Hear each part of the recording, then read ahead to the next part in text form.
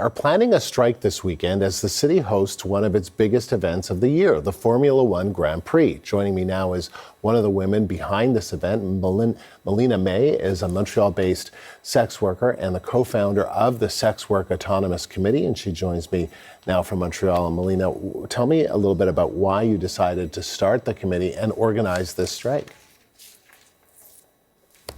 So we co-founded the committee since I think 7 years now in 2019 for organizing in our workplaces, and that's what we are doing this weekend. So we're gonna we've called for a strike. So sex workers around Montreal, either they work in the workplaces or independent, are being called to walk out from their workplace and join our activities during this day.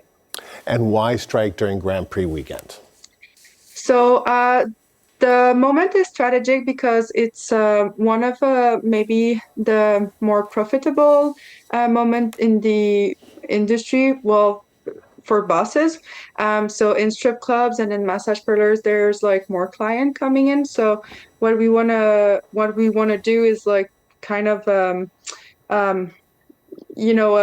push our demands during that weekend because there's going to be a lot of activity, and we are also using this moment to kind of have the media attention, because during this weekend usually there's a lot of feminist prohibitionists calling for the end of the sex work industry and calling for more police in our workplaces. That takes a big part of the discourse. So we want to maybe put the highlight more on workers' rights.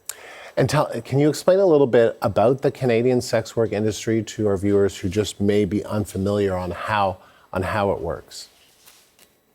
Well, the moment the sex work is criminalized in the sense that clients and third parties are criminalized for buying, promoting sexual services, and so sex workers are not criminalized in this sense, but we are in some way, and it has effect on us. It's harder for us to check, to screen clients, for example, as independent escort, or also in strip clubs. It's, our bosses are not all liable for a safe working place. So it makes it harder to ask for better working conditions, because if we call out for the violence we live in our workplaces, maybe our workplace is going to shut down, and that's not what we want. We just want to have the same access as other workers, and which are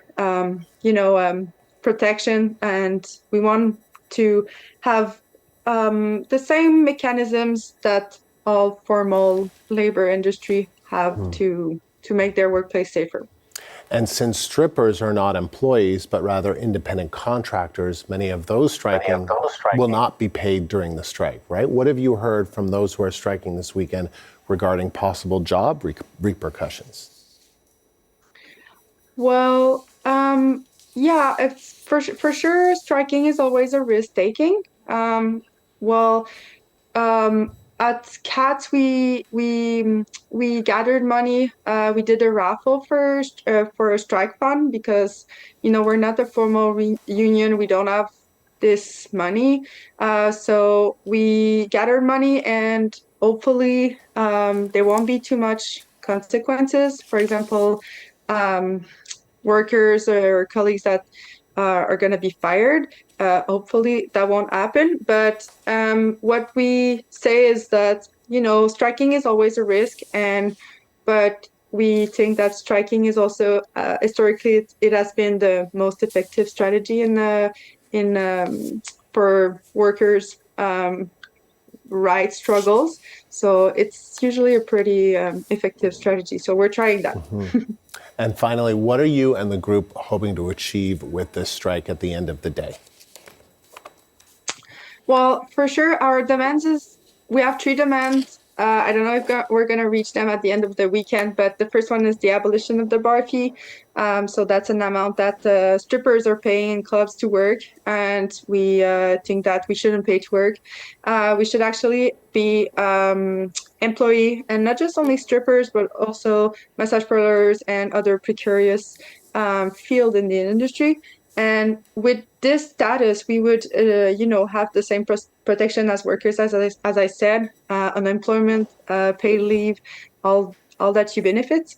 Hmm. And the last one would be decriminalization. So that's maybe the bigger, broader goal that is pretty unanimous in the industry. And I think that our biggest hope is to show our power as sex workers, to show that we're workers and we're organizing, we're taking the same means as other workers in formal industry, and we're fighting back. Melina, thank you. That was Melina May, a Montreal-based sex worker and the co-founder of the Sex Work Autonomous Committee. Thank you.